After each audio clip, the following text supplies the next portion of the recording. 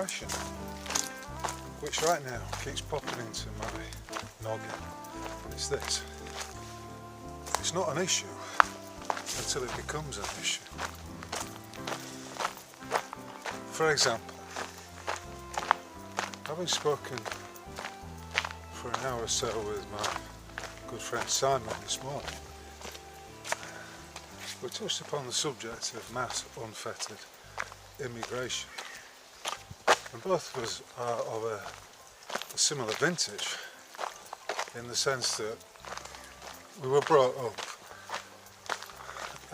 in times when there were other people around who were immigrants and from families that had come from the Caribbean or from the Indian subcontinent. And it wasn't an issue. And I went through my adolescence into my 20s and 30s firmly of the view that race wasn't really an issue, and that it was wrong to be critical of someone or overly critical of someone on the basis that they were of a different race, they had a different skin tone to the rest of us.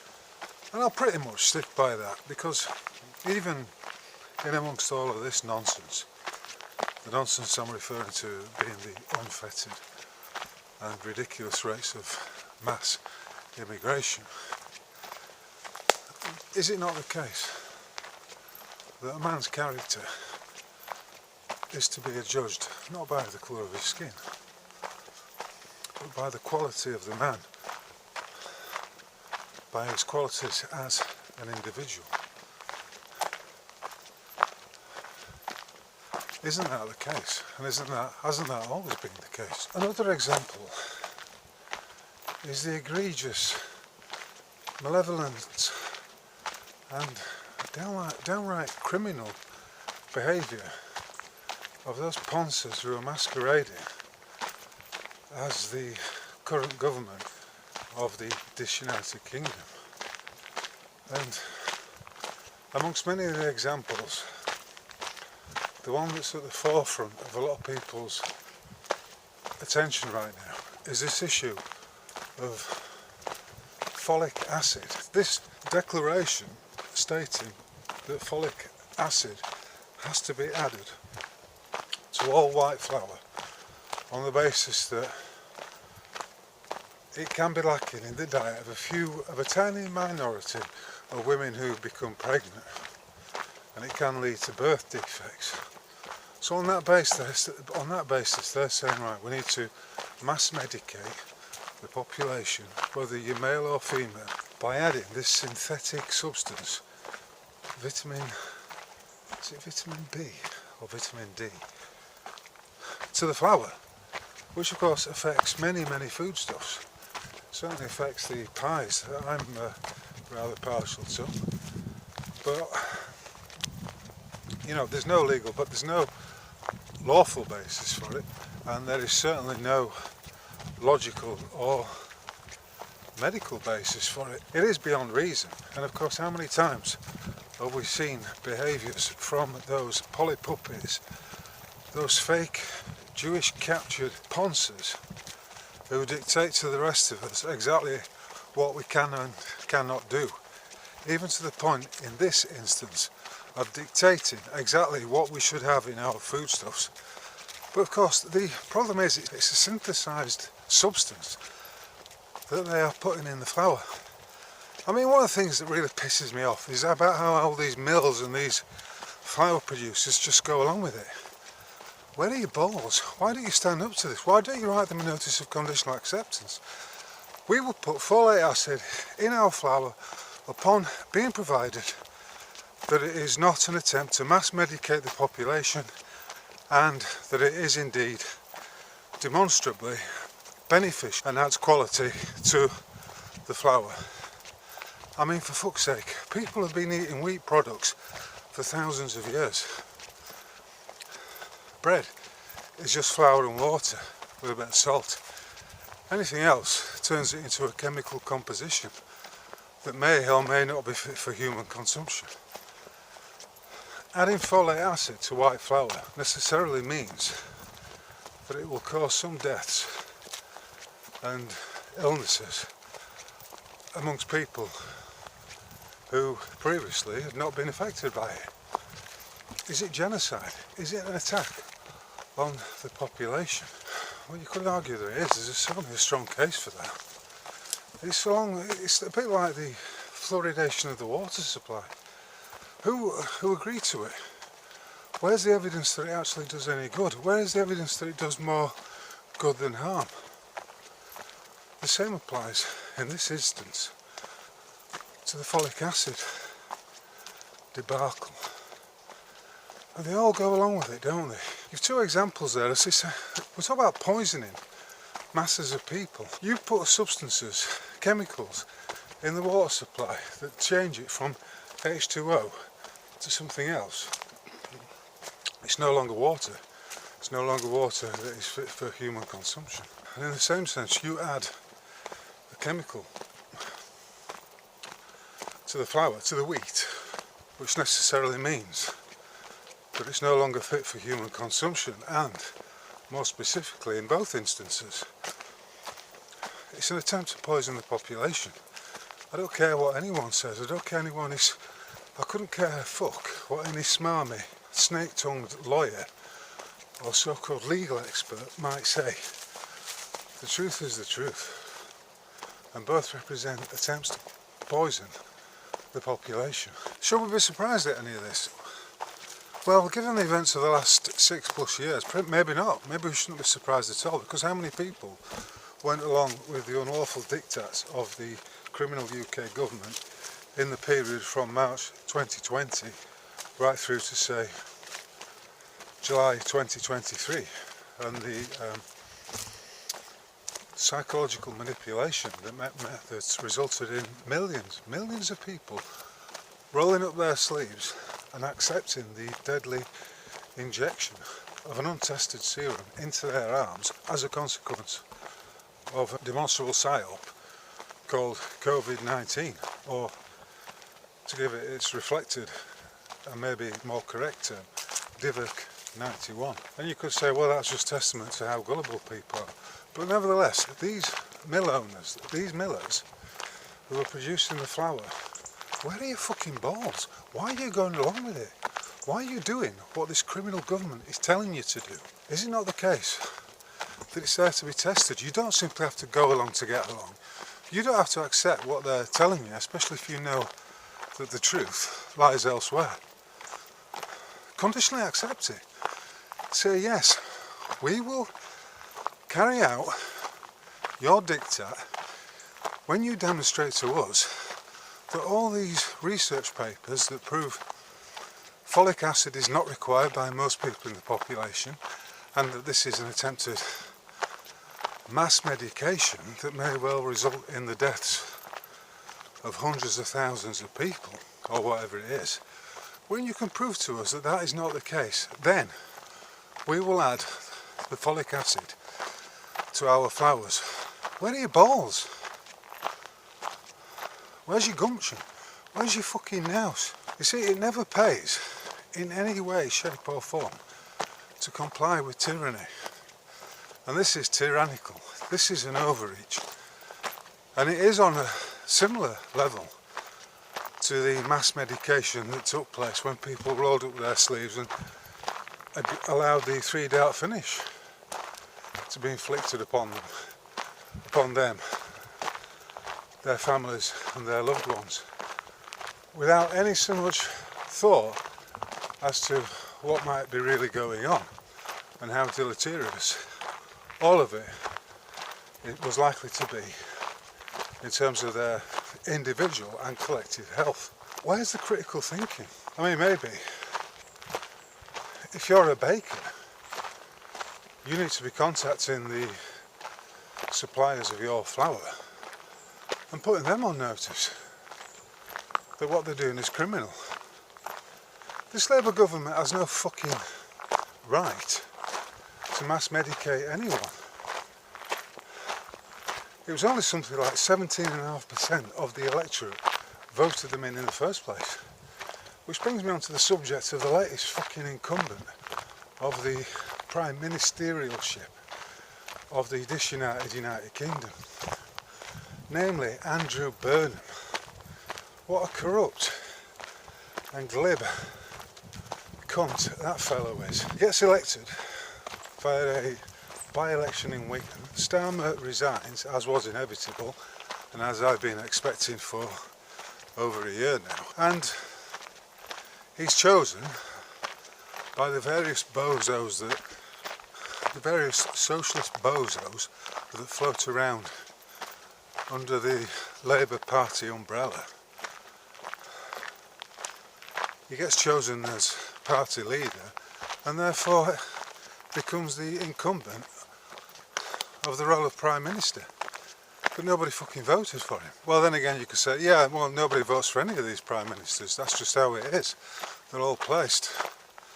He's another WF young leader. He's married to a woman who's basically benefited from his granting of certain contracts to certain companies in and around Manchester. It's all a massive conflict of interest, but is anyone pointing it out? Are they fuck?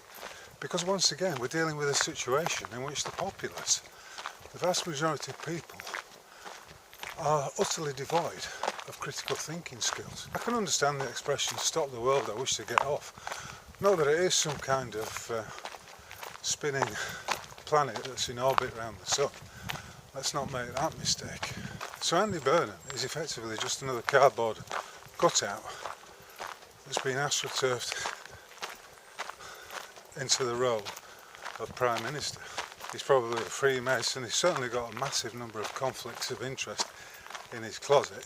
If I can find it, I will share with you the footage of him shaking hands with the Speaker of the House of Commons, the odious man known as Lindsay Hoyle, someone who was also metaphorically and literally grown fat on the public purse. You see, it's just one big grift for these bozos. We're living in a corptocracy, a world in which corporate interests and government are blended together. But the corporate interests are the ones that are instructing through agencies like the WEF. They're instructing the polypuppets like Andy Burnham, and before him Keir Starmer, and before him Rishi Sunak, and all the rest of them.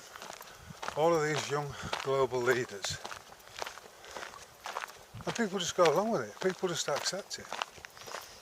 You don't have to consent to any of this, but your silence is taken as acquiescence. So if you're a miller and you're a baker, why are you accepting this? Why are you going along with this diktat that a synthetic substance known as folic acid can be added to the wheat flour? Why? What is wrong with you? Because if you go along with it, you're complicit in what it may well be, well, yeah, you're complicit in what some would say is demonstrably an attempt to genocide huge swathes of the population. It goes against good reason, it goes against the evidence, and it goes against the liberties of the individual. And you may say, well, you're at liberty not to eat bread, you're at liberty not to partake of it anyway. But it's not quite as straightforward as that, is it? Because, you know, if you want to have a pizza, why should you have to have a pizza that's been laced with folic acid? And it's not just folic acid, it's all these other substances that they put in, like niacin. And all the rest of it, you know, all these fucking E-numbers that get included in the flour these days. Give us this day our daily bread, and let it be laced with folic acid, thiacin, niacin, thiamine, and a whole plethora of E-numbers. And here, by way of example is a field of wheat. In fact, there's a lot of acreage here and in the distance, and it's that time of the year when you go pretty much anywhere in the countrysides and you will see acres upon acres, hundreds if not thousands of fields of wheat. Now why would anybody need to add anything to this? It's essentially a kind of grass, isn't it? And as I say, mankind has been eating wheat for thousands of years. So who are these bozos that suddenly decide that God's work, that nature is not good enough and certain synthetic elements need to be added to it in order to improve it, at least for the betterment of a tiny, tiny minority of people who may be short of folate. Hello and welcome to what is probably going to be part 2 of this week's roadcast. It's Saturday, the 24th of July on the Pope's work schedule. I hope you're doing fine. I want to talk a little bit about an expression that many of us probably use and which we maybe give little thought to. And it's this: your pleasure is my pleasure. When you're of a certain resonance, when you are empathetic and you have a love for truth, then it's pretty much a given that you are love. You are in a state of love, and it's a magnificent state to be in. In fact, it's probably the most natural state for us to be in. So when we say to someone, your pleasure is my pleasure, maybe after you've given them a gift, or after they thanked you for something, or after they've shown some form of appreciation for something you may have done or given them, then it's a wonderful thing. And so if you're watching this now and you're getting something from this and you are appreciative, then I have to say your pleasure is my pleasure. The pleasure I get from doing this is amplified by the pleasure people get from watching and listening to my discourses and reading my essays. And that in and of itself is reason enough, isn't it? It's reason enough for me to be doing this, to be wandering through this field, breathing in this air that is currently saturated with the sweet stench of cow shit because somebody's been spreading muck over the fields. Then I'm doing it simply out of pleasure. Like I say, my pleasure is your pleasure, but where does this empathetic state come from? Well, I was thinking about this, and I reckon it's simply an extension of our godlike qualities. And, you know, God in many ways is simply an extension of ourselves, as we are an extension of God. And in that sense, how can you argue that empathy is not a spiritual quality that we all have, just like a sense of humour is? You know, and sometimes we have to acknowledge that a lot of this seems to be like a great cosmic joke. I'm going to include a 8-minute video in the article posted beneath this roadcast, I'm going to include an 8-minute video of a guy who came up in my Telegram feed this morning. He's called Danian Brinkley, I believe. And he was born in 1950. He's had an interesting life, obviously, by the sounds of it. And essentially, he's a man who's experienced, he's had near-death experiences on 4 occasions.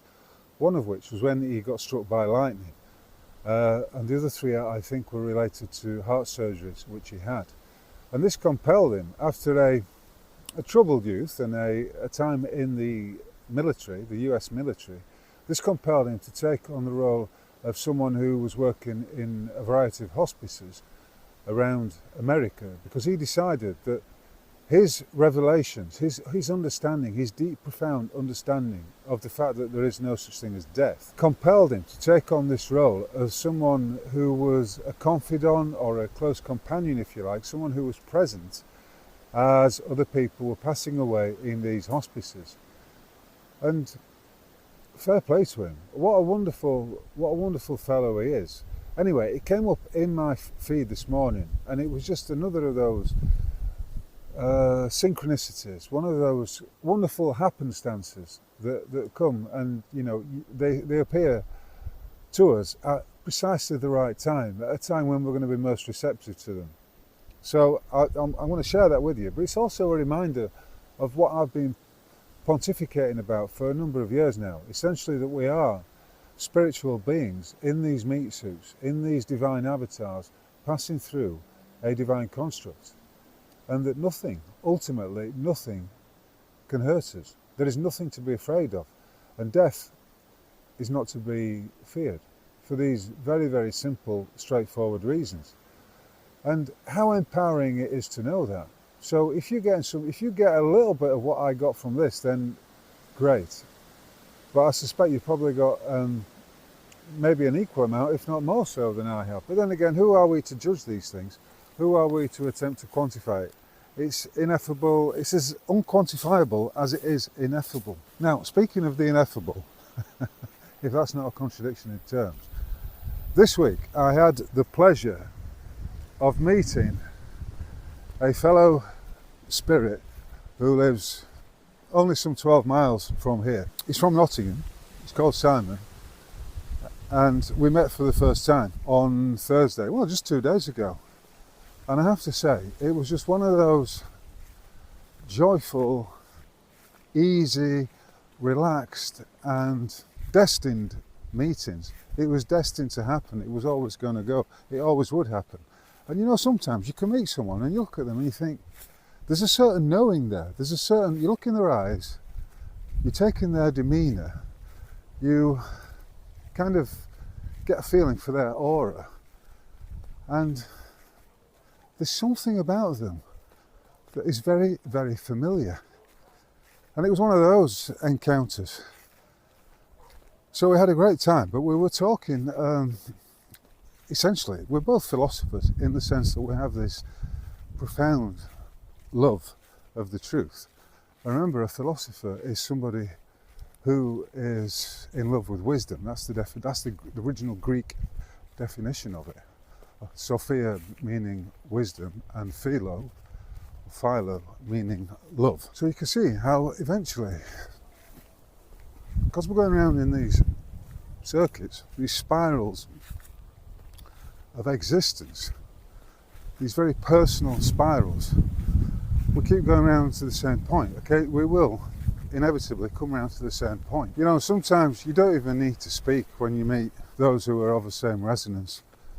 And as I said previously the other week, a lot of people will talk about cognitive dissonance.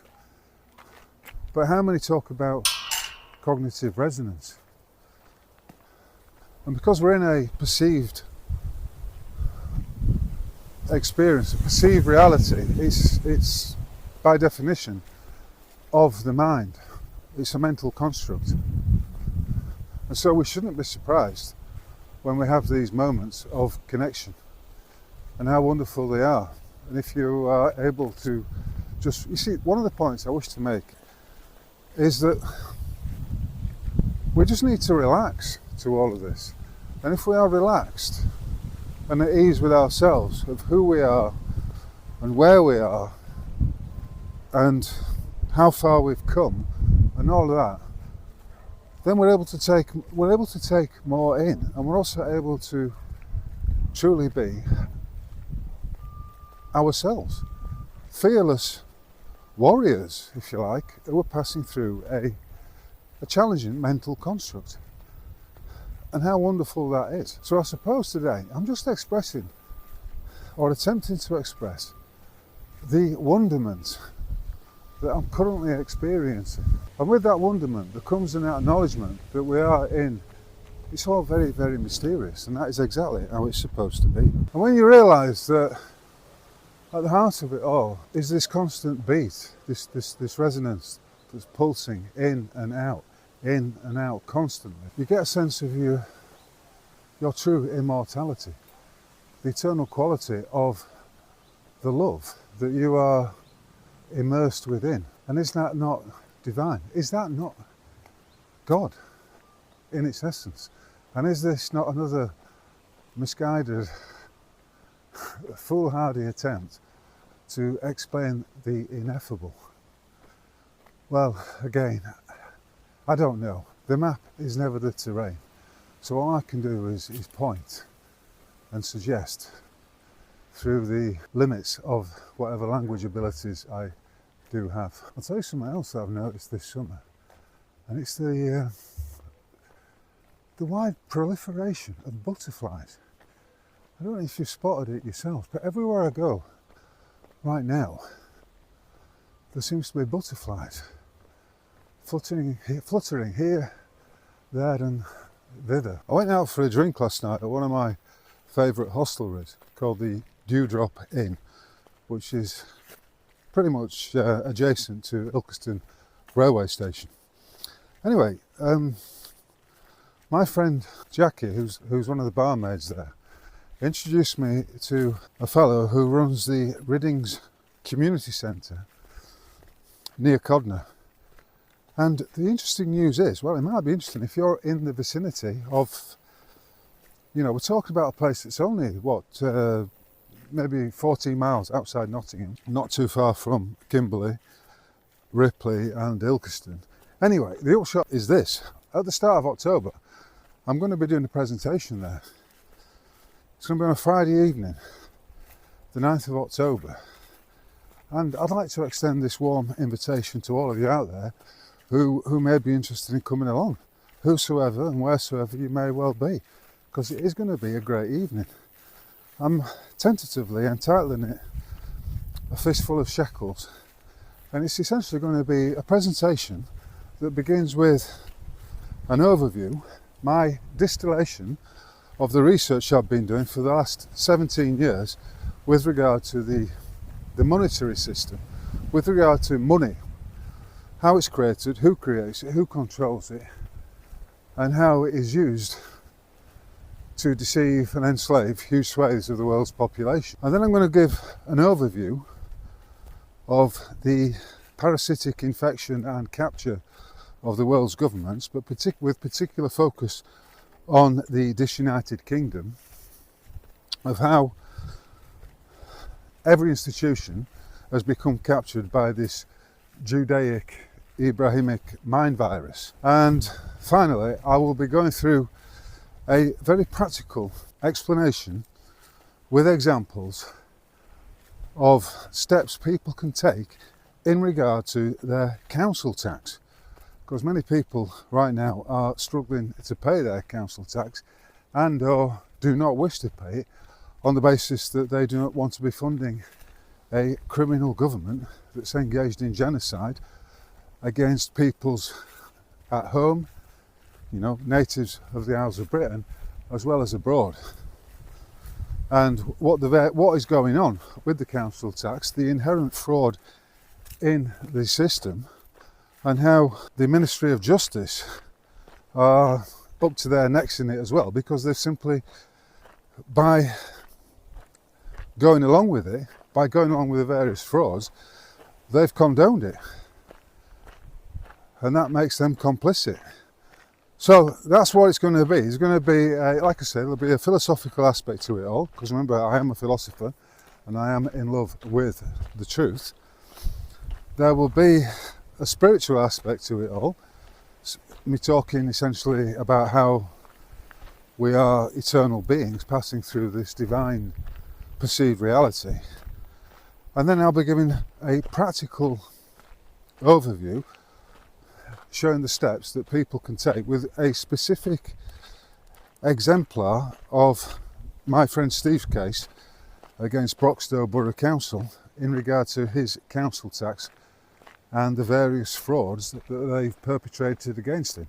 Not just against him, of course, but against probably hundreds of people down the years, as it's one mass extortion racket that all councils are engaging in. So that will be at the Riddings Community Centre on October the 9th, 2026, which is just over 2 months away. And you are all cordially invited. And I will be enjoying it, which means, of course, that those who are present will also enjoy it, because my pleasure is your pleasure and vice versa. If you've enjoyed my meanderings, my turnings, my pontifications this week, and you are feeling appreciative, then please consider chucking a few coins into the Buy Me a Coffee pot, which is always greatly appreciated. I am, as always, available at roguemail.org, where if you sign up to the Rogue Bulletin, you will get a newsletter every Sunday morning in your email inbox. I'm on Facebook, I'm on Twitter, I'm on GooTube, and I am on Substack as well. So if you want to drop me a line, feel free to do so. I've had a few comments recently on my roguemail.org site, which are well worth reading, particularly from Steve, who's been making some very pertinent comments regarding the World Cup and what's actually going on with regard to the Freemasonic control system and the unfettered immigration. All of that. It's all very, very interesting. So anyway, hello to Simon, and a big thank you. And until the next time, my friends, all that remains for me to say is I'll catch you on the flip side.